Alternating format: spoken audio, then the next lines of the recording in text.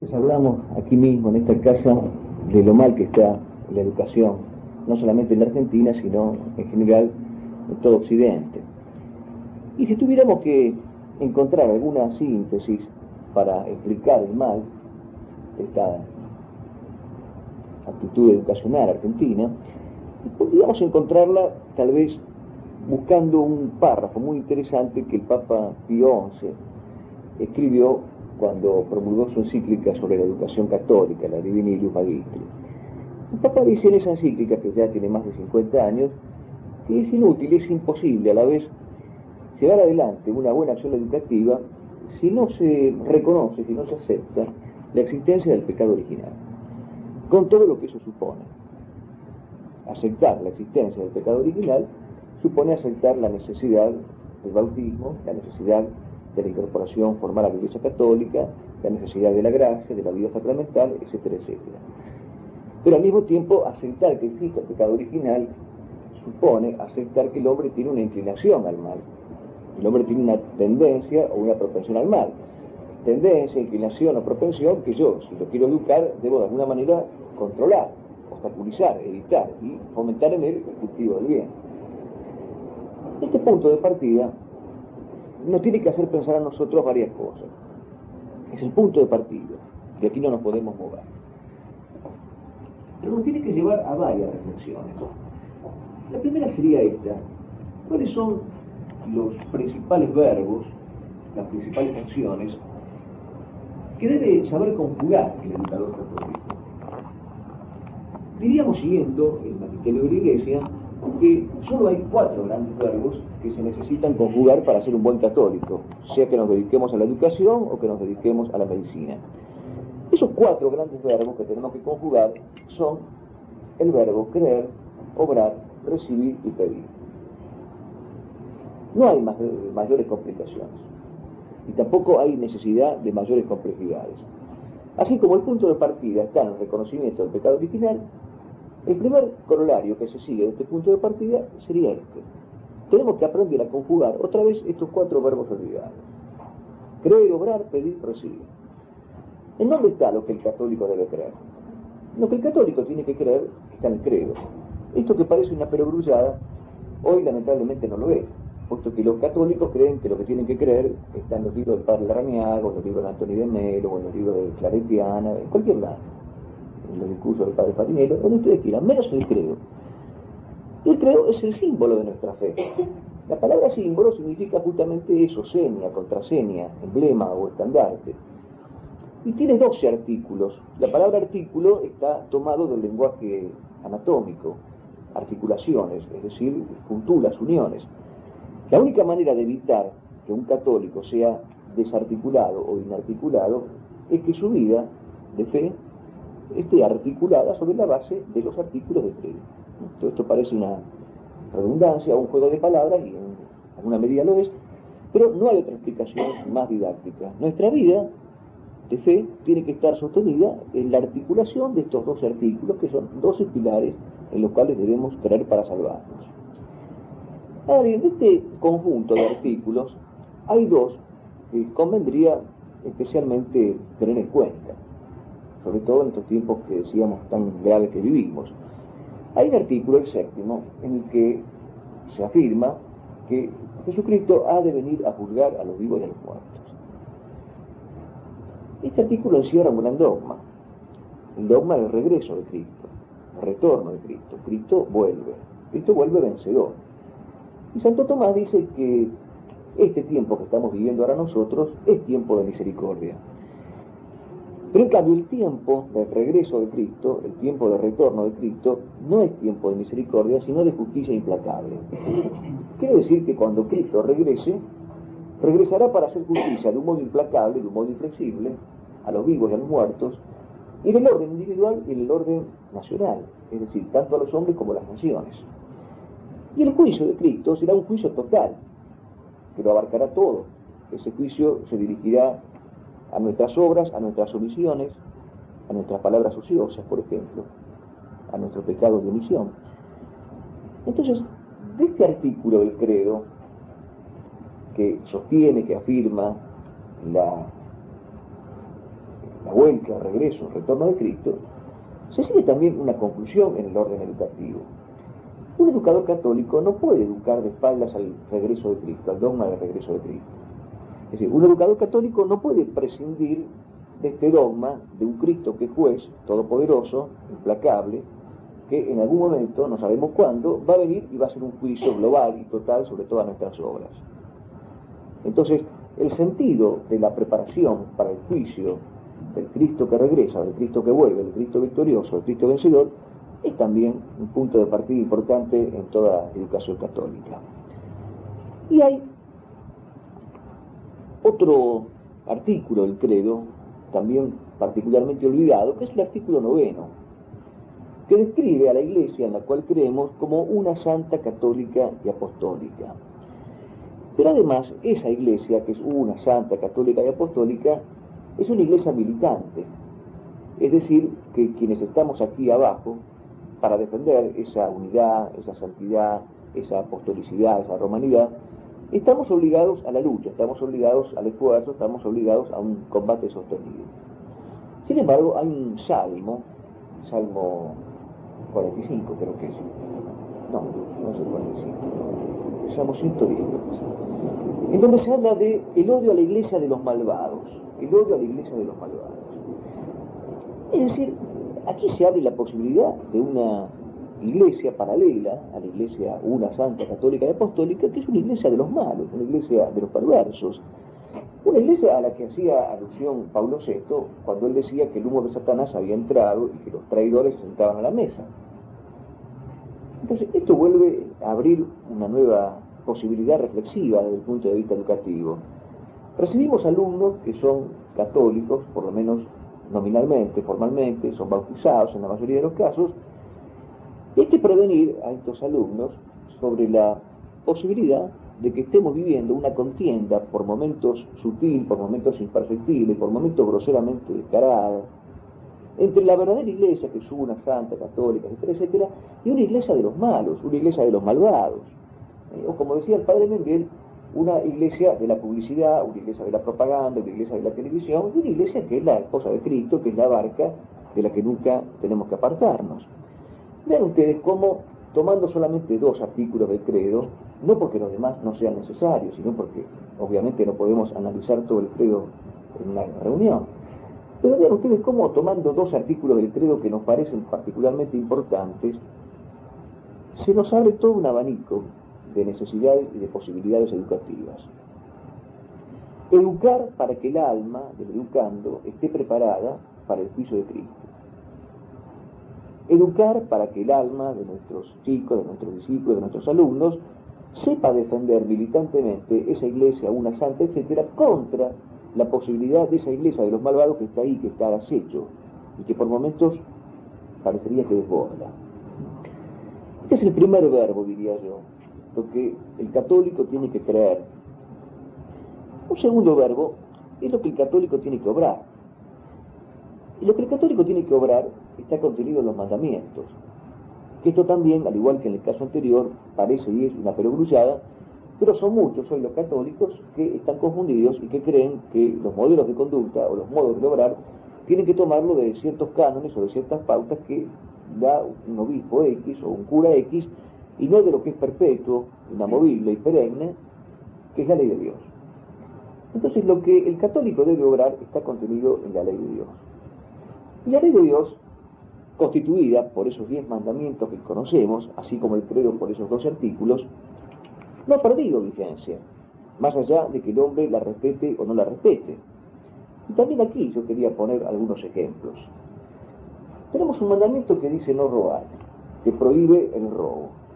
¿Cierto? Estamos hablando del 7º mandamiento de no robar. Pero no robar no significa solamente sustraer lo ajeno sin que el ajeno, el damnificado, se dé cuenta, desde el punto de vista puramente material.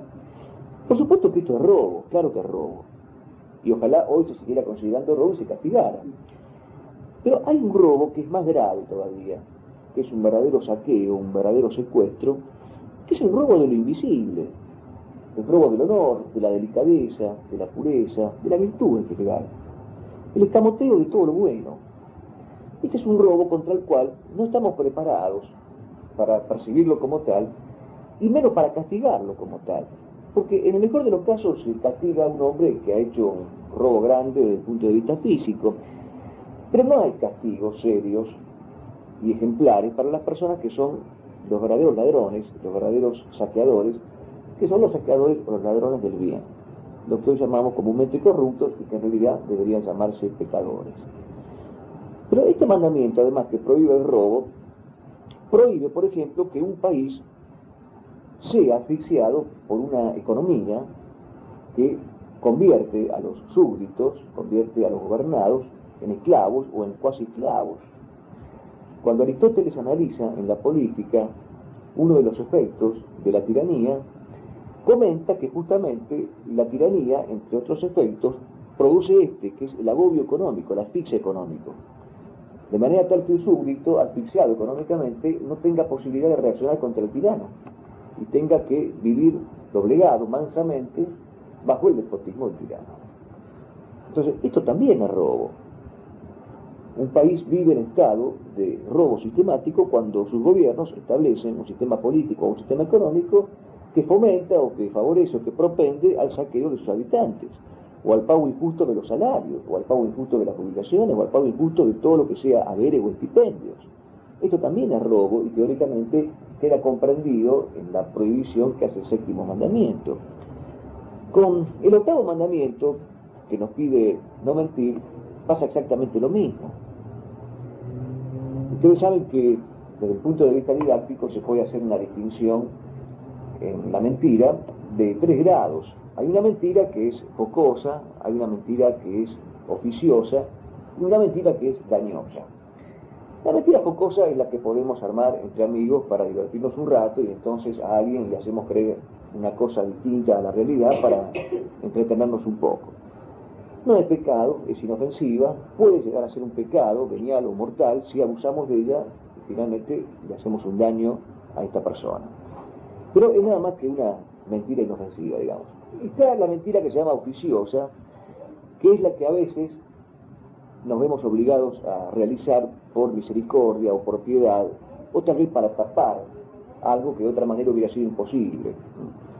Si por ejemplo están persiguiendo a un inocente, injustamente, y sé dónde está, escondido, y me preguntan y no respondo, o respondo otra cosa, estoy mintiendo, pero no se sigue un mal de ese acto que yo he hecho. Entonces, no es una mentira que pase de un pecado venial que se pueda perdonar en una confesión o en un acto de contrición.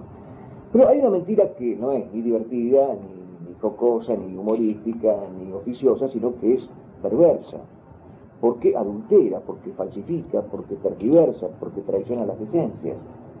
Bueno, esa mentira, expresamente prohibida en el octavo mandamiento, es la que está hoy dominándolo todo. No estemos buscando al proverbial mentiroso del aula o del colegio. La mentira hoy se enseñorea desde el punto de vista institucional a partir del poder político. Los medios masivos de comunicación son los grandes hacedores y fabricantes de esa mentira oficializada. Entonces, cuando decimos que hay que conjugar el verbo obrar y que el verbo obrar está contenido en los mandamientos y elegimos 2, por elegir 2, no mentir, no robar, estamos queriendo con esto llevar a la reflexión a los que son docentes o a los que tienen responsabilidad educativa de que la educación del obrar, la educación de los mandamientos y en los mandamientos es mucho más difícil de lo que suponemos, es mucho más larga, mucho más costosa y al mismo tiempo mucho más apasionante. Sería para considerar aparte, por tan importante que es, la educación en el mandamiento de la pureza, el sexto mandamiento o el noveno mandamiento. Alguna vez hemos hablado también de este tema, qué significa la castidad como virtud que no es solamente continencia, sino que es precisamente un reconocimiento de la pureza en uno mismo, en los demás y en todo. Una vida pura, una vida cristalina, transparente, evangélica, candorosa, pero que la abarca todo, aún la vida sexual, y no exclusiva o excluyentemente. Entonces, cuando decimos o proponemos esta conjugación del verbo obrar, lo que debemos obrar, lo que debemos enseñar a obrar, estamos queriendo decir precisamente esto. Hay que volver a educar en la consideración de los mandamientos, en la comprensión de los mandamientos, en la valoración y en el cumplimiento de los mandamientos. Pero también hay un tercer verbo, decíamos, que es pedir lo que el católico debe pedir. Lo que el católico tiene que pedir está en el Padre Nuestro. El Padre Nuestro es la síntesis de los pedidos necesarios y de los pedidos legítimos y de los pedidos que son sencillos, austeros, piadosos y rectos. Hoy todos nosotros pedimos infinidad de cosas, creemos que merecemos y por eso pedimos esa infinidad de cosas, abusamos de los pedidos, pedimos desordenadamente, a veces pedimos guarangamente, con prepotencia, como si Dios pudiese ser emplazado por nosotros o como si Dios mereciera ser emplazado por nosotros. Pero en el Padre Nuestro está también la síntesis, y la síntesis perfecta, de lo que tenemos que pedir y del orden que tienen nuestras peticiones. Recién cuando rezábamos el rosario, recordábamos el orden que tiene esas peticiones. Porque no pedimos primero el pan de cada día, primero pedimos que venga el reino de Dios a nosotros. Entonces, este ordenamiento, el pedir, este ordenamiento de lo que se debe solicitar, es algo que también tiene que ser educado. Hay que educar al alumno en el pedir, como hay que educarlo en el obrar, como hay que educarlo en el creer. Y del conjunto de pedidos que el Padre Nuestro tiene, estos dos que decíamos recién también son particularmente importantes. Porque pedir que advenga el reino de Cristo significa pedir que Cristo reine en todo, en el orden temporal y en el orden sobrenatural. Cristo, lo dice Pío XI en la Quas Primas, tiene que reinar en todo, en las inteligencias, en los corazones, en las voluntades. ¿Pero qué significa pedir que Cristo nos dé, a través de su Padre, el pan de cada día? Por un lado es el pan físico, es el pan real que necesitamos para alimentarnos porque no somos ángeles. Y todo lo que significa pedir el pan físico, pedir trabajo, pedir una estabilidad laboral, o pedir un mínimo de bienestar, etcétera, etcétera. Pero pedir el pan de cada día significa también pedir el pan eucarístico, pedir el pan sacramental, el pan angélico, pedir el pan de la palabra. Pero acá hay una cosa muy importante que Santo Tomás dice, cuando explica el Padre Nuestro. Santo Tomás dice que en realidad, en esta petición, lo que le estamos queriendo pedir a Dios es que si algún día nos faltara el pan físico, si algún día ese pan físico no fuera tan abundante, o no fuera tan sabroso, o no fuera tan fácil de conseguir, que igual no nos desanimemos. Es decir, que no dejemos de pedir el reino de Dios y su justicia porque no tengamos en cantidad necesaria el pan de cada día. Esta es una observación muy importante desde el punto de vista de la formación de la vida espiritual y desde el punto de vista de la educación. Porque nuestros alumnos y nosotros mismos tenemos pedidos que, como decíamos, son desordenados. Pero además tenemos pedidos que son condicionales. Yo voy a creer en Dios si Dios me consigue un buen trabajo. Yo voy a ir a misa o haré tal promesa si primero Dios me concede tal cosa. En realidad Santo Tomás nos dice lo contrario. Nos dice que pidámosle a Dios que aunque no tengamos la satisfacción de los pedidos materiales, igual podamos seguir pidiendo que venga el reino de Dios y su justicia y que Cristo reine en todo, como decíamos recién. Hay un cuarto verbo al que hacíamos alusión y es el verbo recibir, lo que el católico tiene que recibir. Y lo que el católico tiene que recibir está en los sacramentos. Y aquí se cierra toda la síntesis de nuestra doctrina. Lo que el católico tiene que creer está en el credo, lo que tiene que obrar en los mandamientos, lo que tiene que pedir en el Padre Nuestro, lo que tiene que recibir está en los sacramentos. De todos los sacramentos, y todos los sacramentos la Iglesia nos lo da para nuestro bien, aunque no utilizamos todos necesariamente, pero de todos los sacramentos la Eucaristía indudablemente es el centro. ¿Por qué? Porque los demás sacramentos se ordenan a él o lo prefiguran. Porque la Eucaristía contiene verdadera, real y sustancialmente el cuerpo, alma, sangre y divinidad de Jesucristo. Pablo VI, durante su pontificado, sacó también una encíclica muy importante que se llamaba Mysterium Fidei. Y en esta encíclica el Papa dice que es importante tomar conciencia del valor de la comunión diaria como alimento espiritual cotidiano, así como cualquier persona toma conciencia de la importancia del alimento físico cotidiano. Pero Pablo VI acota con una cita de San Alfonso María Ligorio, que si no se puede recibir el pan eucarístico, físicamente hablando, por lo menos lo que podemos hacer es la visita diaria al Santísimo Sacramento, es decir, la comunión espiritual. Y esto también abre una posibilidad educativa o una posibilidad pedagógica muy rica, puesto que bien decía Monseñor Bonamín que para un católico educar en alguna medida es sinónimo de eucaristizar, es decir, de llevar a Cristo, de portar a Cristo, de acercar a los alumnos al misterio del sacramento eucarístico. En la mayoría de los casos nosotros creemos que esto es tarea del catequista que prepara para la primera comunión. Por supuesto que el catequista que tiene a su cuidado un puñado de chiquitos que van a tomar la primera comunión, tiene que centrar toda su dedicación, todo su esfuerzo en conseguir que el chico llegue adecuadamente preparado a la primera comunión. Pero el sacramento de la Eucaristía no se agota en la primera comunión, ni en la segunda ni en la tercera, que según la vieja costumbre todavía se puede recibir con el cafecito de la primera. No, si toda nuestra vida es una vida eucarística. Entonces, sea que nos toque un alumno de cuarto año, de quinto, de primero de la universidad o que esté a punto de egresar, si somos educadores católicos, tenemos que orientar esa vida del alumno que nos ha tocado suerte hacia la recepción de la Eucaristía. Con lo cual, vuelvo a repetir, cerramos esta cuádruple y riquísima posibilidad que todo educador católico tiene, que es la educación del obrar, del pedir, del recibir y del creer. 4 cosas que hoy están totalmente olvidadas.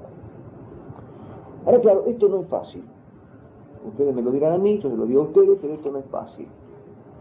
¿Por qué no es fácil? No es fácil porque, así como tenemos estos 4 verbos, tenemos enemigos. Estos enemigos son múltiples, son más que 4, pero también desde el punto de vista didáctico, digamos, podríamos decir que se pueden reducir a 3. Los clásicos 3 enemigos de los que habla la doctrina de la Iglesia, que son el mundo, el demonio y la carne. Pero acá también hay que hacer una aclaración. Porque, ¿qué significa educar para prevenir al alumno de la enemistad con el mundo? Hay un mundo que es bueno. En sentido cosmológico, el mundo es algo querido y creado por Dios. Cuando se dice que así amó tanto Dios al mundo, que envió a su Hijo para que Él muriese por nosotros, por el mundo, lo que se está queriendo decir es que el mundo por el cual Cristo derrama la sangre es la naturaleza creada, querida y creada por Dios. Pero en cambio hay un mundo del que se dice muy taxativamente que es enemigo y por el cual Cristo ni siquiera pide. Y Satanás es su príncipe, su dueño, su gobernante, su señor. Este mundo, no en sentido cosmológico, sino en sentido teológico, es sinónimo de frivolidad, es sinónimo de pompa, es sinónimo de vanidad, de vanagloria. Entonces es esta la enemistad que tenemos que hacerle advertir a los alumnos. En un momento en el que todo el mundo quiere ser exitoso y famoso y agraciado y rico, en un momento en que la mundanidad está a la orden del día. Entonces hay que delimitar bien, hay que precisar bien qué significa la enemistad con el mundo, para no caer en maniqueísmo. Porque las cosas legítimas del mundo son eso, cosas legítimas, necesarias. No podemos caer nosotros en un rechazo por lo material, porque sea material, por lo técnico, porque sea técnico, etcétera, etcétera. Realmente es un error que puede tener consecuencias graves, nos puede llevar al angelismo o al maniqueísmo. Pero sí tenemos que ser muy duros, muy severos, muy inflexibles en esto. Todo lo que sea mundano es condenable. Y muchas cosas son mundanas a partir de cosas que son del mundo, que son legítimas. Yo puedo utilizar este grabador, que es algo del mundo, digamos, para un fin noble y útil o lícito, o puedo convertirme en un maniático, en un enloquecido coleccionista de los últimos grabadores y vivir pendiente de los últimos grabadores, o de lo que fuere, ¿no es cierto? Pero quiero decir, ahí está la diferencia entre lo legítimamente del mundo y lo ilícitamente mundano. Esos distingos también hay que hacérselos a los alumnos para que no se confundan y para que ellos mismos no crean que el católico es un retrasado, un energúmeno que odia todo lo que sea del mundo, todo lo que sea material. Pasa lo mismo con la cuestión de la carne, ¿no es cierto? El placer no es malo, Dios nos ha dado la posibilidad del placer porque entonces Dios lo quiere, Dios lo permite. Lo que pasa es que el placer está ordenado, el placer está regulado por la razón. El problema es el placer convertido en fin, el placer desorbitado, el placer desordenado. Ese es el problema. Entonces tampoco podemos nosotros educar en un criterio jansenista o casuístico, en virtud del cual cualquier placer es malo, porque hay placeres que son legítimos. Y aún el traído y llevado en estos tiempos, de otra cosa no se habla, placer sexual es legítimo dentro del orden matrimonial. Dentro del orden matrimonial es legítimo, Dios lo permite, Dios lo hace posible. Pero es ilegítimo todo placer convertido en fin desordenadamente, desorbitadamente y fuera del orden de la razón. Entonces acá también hay que distinguir, porque ustedes saben muy bien como madres o como docentes, la cantidad de dudas que tiene un chico de esta época respecto de la cuestión de la carne. Entonces también aquí hay que ser lo más claros posible. Por un lado, retomando el concepto de castidad tal como es, el concepto de pureza integral tal como es, y por otro lado, planteando la verdadera enemistad con lo carnal, que no es enemistad con estos placeres ordenados o legítimos que Dios nos da. Pero también hay una enemistad con el demonio, y si la hemos dejado para el final, justamente por la importancia que tiene. El demonio actúa fundamentalmente en nuestros días a través del orden institucional, del orden social. No es que el demonio no pueda manifestarse hoy individualmente, claro que se manifiesta y vaya que se manifiesta. Pero hay un interesante tratado que les recomiendo, si alguno tiene interés en esta cuestión, que es el de Marcel de Lavigné, que se llama Satán en la ciudad, en el cual en la quinta velada, porque el libro está dividido en varias veladas o conversaciones, en la quinta velada este ilustre autor, Marcel de Lavigné, explica cómo el demonio tiene preferencia hoy por el copamiento de las instituciones, sin descartar la institución eclesiástica. Por lo que decíamos al principio, cómo el demonio puede meterse el humo de Satán en el templo de Dios y crear dentro de la iglesia una iglesia de los malvados. Entonces hay que estar preparados, hay que estar advertidos, hay que tomar conciencia de esta posibilidad de un demonio suelto que esté trabajando en las instituciones y a través de las instituciones políticas o económicas o sociales o religiosas o lo que fuera.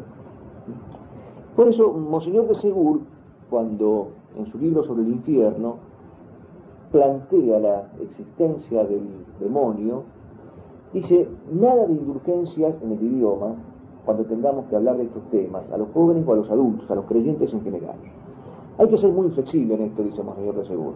Hay que decir que el demonio existe, que el infierno existe, y que la persona que le rinde culto al demonio se va al infierno.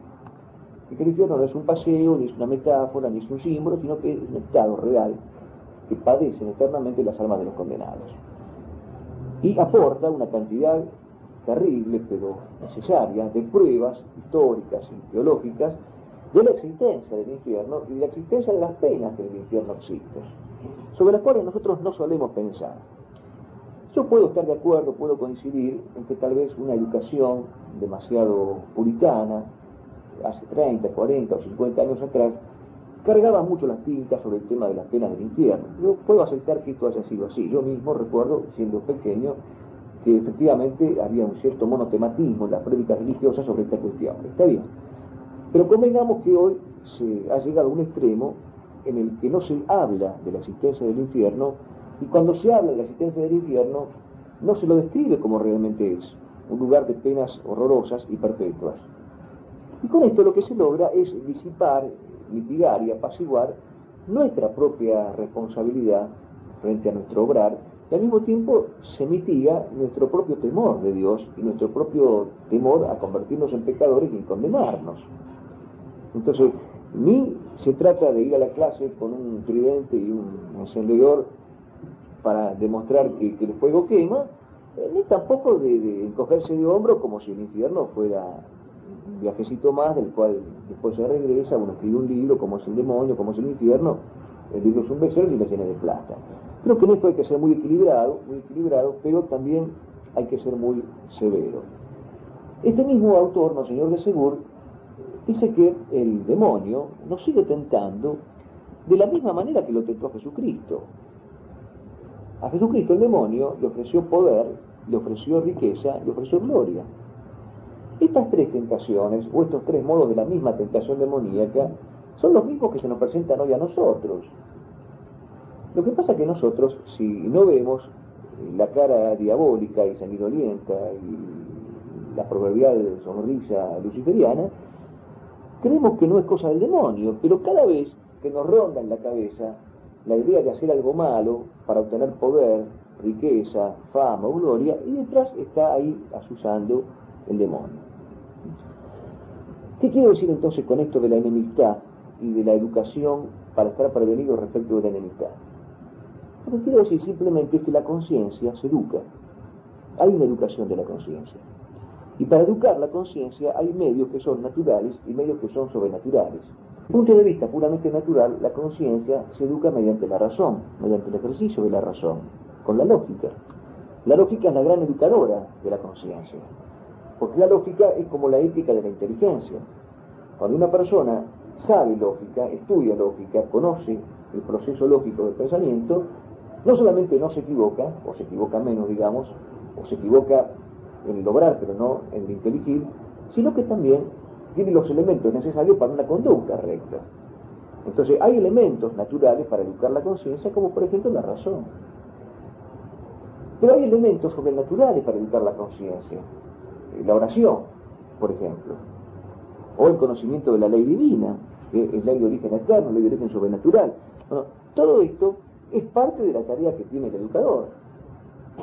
Sin embargo, de la educación de la conciencia, lamentablemente se habla poco o se habla nada. Entonces, aquí yo diría, tenemos la segunda parte de esta cuestión. La primera parte, decíamos, la necesidad de volver a conjugar esos cuatro verbos olvidados. La segunda parte, la necesidad o la conveniencia de advertir que hay enemigos frente a los cuales tenemos que reaccionar. Pero hay una tercera parte que también queremos plantear.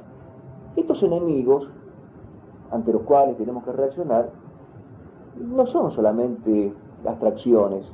Yo no digo la enemistad es con el mundo, con el demonio, con la carne, son como figuras, como dibujos, como entelequias. No, estos enemigos se encarnan. Cuando, por ejemplo, decimos que tenemos enemistad con las ideologías son encarnaciones concretas, aplicadas, de esos grandes males del mundo, del demonio y de la carne. Cuando la Iglesia condena el liberalismo, por ejemplo, condena el liberalismo no solamente porque los liberales escribieron un libro sobre el liberalismo, sino porque hay países que están dominados por el liberalismo y así nos va. Pío IX decía que el liberalismo es una peste perniciosísima, un virus insidioso, un virus oculto. Entonces, el liberalismo es enemigo concreto, aplicado, de ese mundo, de ese demonio, de esa carne. Fíjense lo que pasa en nuestro país, dominado por el liberalismo. Las cosas que al hombre lo van cercando y que lo van rodeando. El marxismo también es enemigo. Lo que ocurre es que un puñado de sonsos le ha hecho creer a otro puñado de sonsos que no existe más el comunismo, que se acabó, que ahora estamos todos en paz.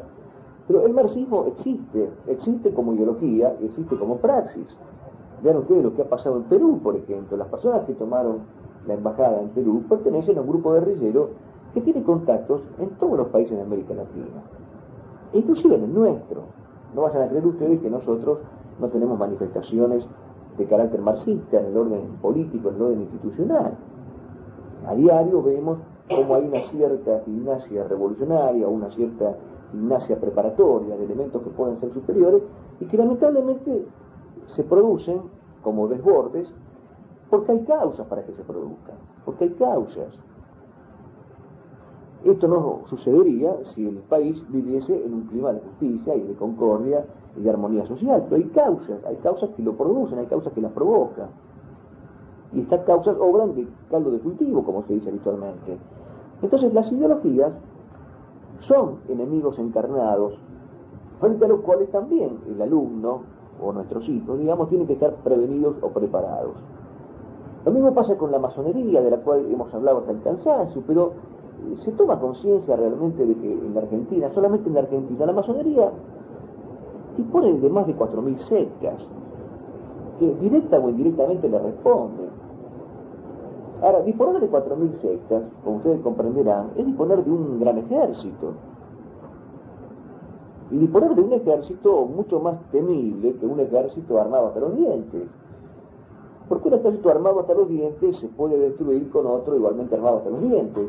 Pero no tenemos un ejército de católicos, instruidos, formados, prácticos, inteligentes, sensatos, que puedan ponerle fin a la prédica disolvente de este ejército de sectarios. De hecho, ustedes saben perfectamente que hay muchos católicos que son ganados cada vez más por la prédica de las sectas. Y la razón es simplemente que no tienen formación.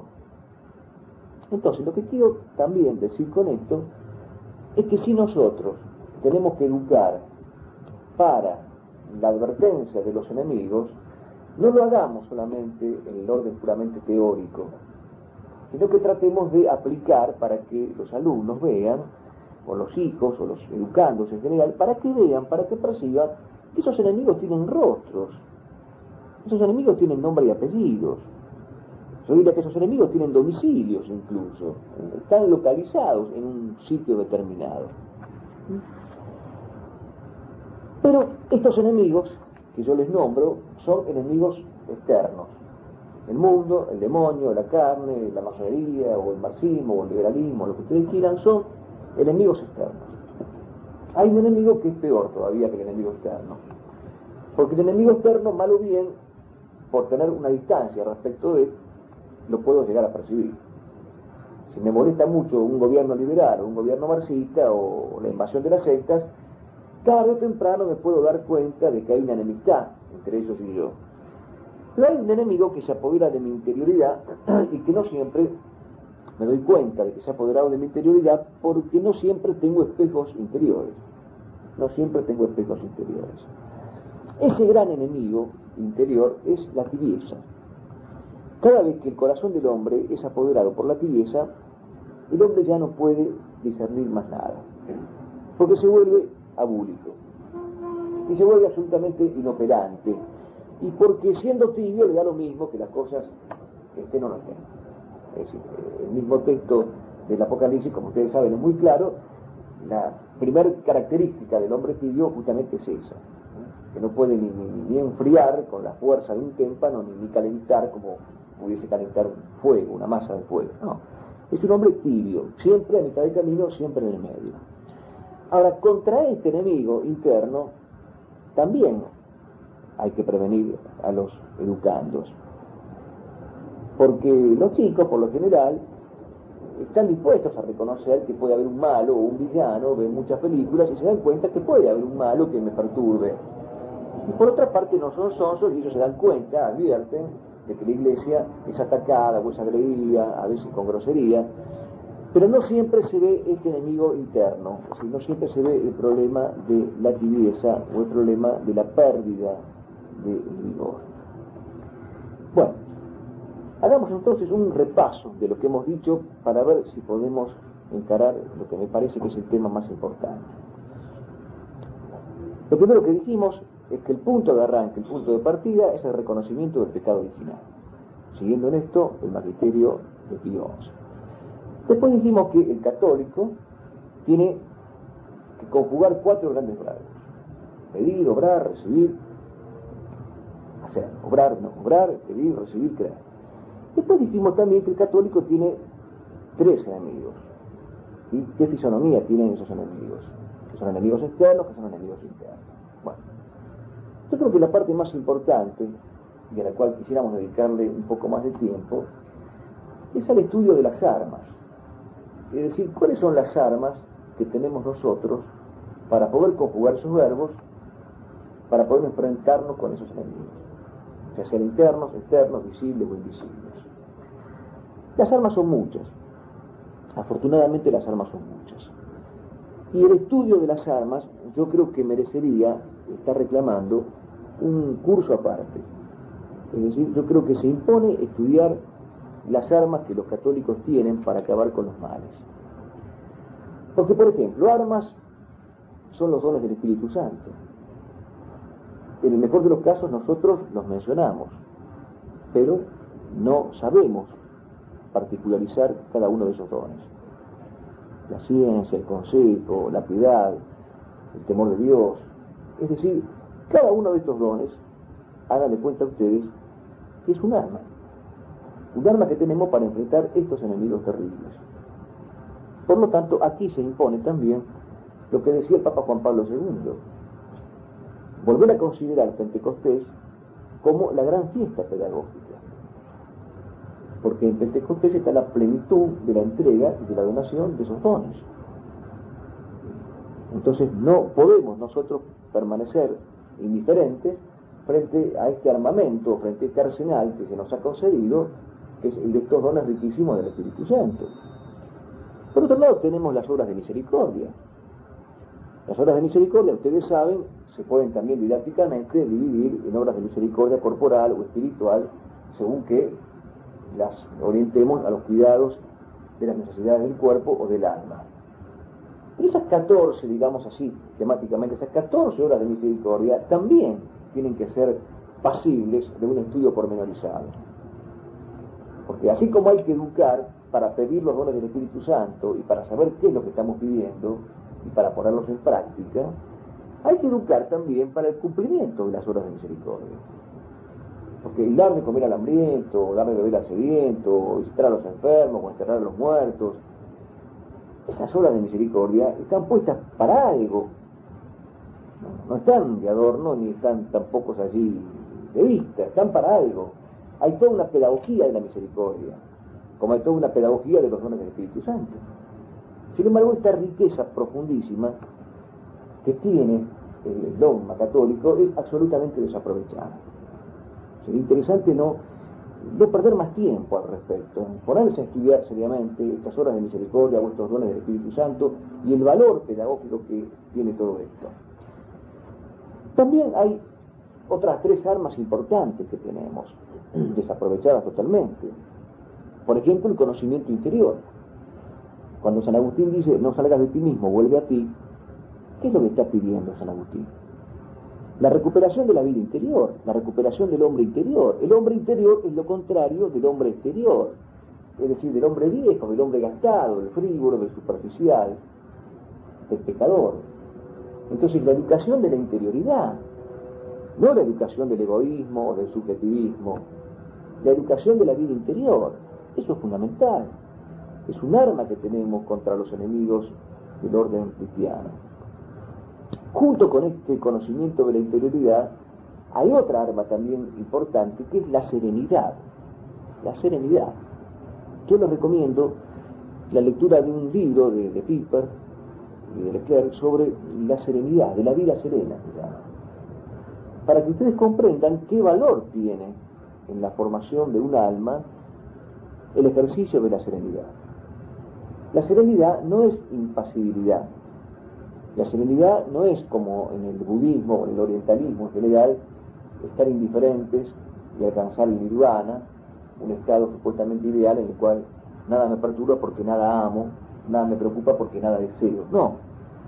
La serenidad es un estado precioso y delicadísimo del alma, mediante el cual y por el cual el alma es capaz de permanecer impasible frente a los ardires del mal. Es decir, los males del mal, redundo deliberadamente, no me quitan el equilibrio, no me quitan la tranquilidad. ¿Por qué? No me quitan la tranquilidad, no me quitan el equilibrio, porque yo apuesto a una victoria que está más allá de esos juegos que el mal hace contra mí en ese momento. Es la certeza de una victoria final la que me conserva realmente la serenidad. Estoy hablando de la serenidad como don de la vida espiritual, no de la serenidad de carácter, que algunos la tienen y otros no. Hay personas que son serenas por naturaleza y otras que son nerviosas por naturaleza. Bueno, eso es al margen. Tenemos diferencias en eso. Pero la serenidad como don del espíritu nace de esa certeza de una victoria. Y la certeza de esa victoria me permite mantenerme tranquilo, aunque el mal venga apurándome, o los males vengan rondándome. Otra arma también importante, junto con la interioridad y junto con la serenidad, es lo que llaman algunos maestros de la vida interior el nacimiento de Jesús en mi corazón. Y esto tiene que ser explicado también porque el corazón no es una expresión romántica, el corazón es una expresión teológica, profundamente teológica. El corazón es la perfección del amor, es la plenitud del amor. No basta amar con la inteligencia, aunque hay que amar con la inteligencia. No basta amar con la voluntad, aunque hay que amar con la voluntad. Hay que amar con la perfección de la caridad. Y ahí es cuando aparece la imagen del corazón. El corazón como síntesis de ese amor perfecto, de ese amor pleno, de ese amor dadivoso, generoso, que se dona a sí mismo y que no tiene límites. Si este corazón no está habitado por Jesucristo, es un peligro. Porque un hombre que tenga su corazón ganado por el demonio, o por el odio, o por el vicio, es un hombre que va a aplicar toda esa potencia, toda esa plenitud, pero para el mal. De allí la importancia de educar también al corazón, la educación del corazón. Y así como decíamos antes que la conciencia se educa con métodos naturales, con recursos sobrenaturales, el corazón también se educa. Hay recursos para educar el corazón del joven o de la joven que tenemos delante de nosotros. Como por ejemplo la práctica de estas obras de misericordia que decíamos recién. Una correcta educación del corazón implica el cumplimiento de las obras de misericordia.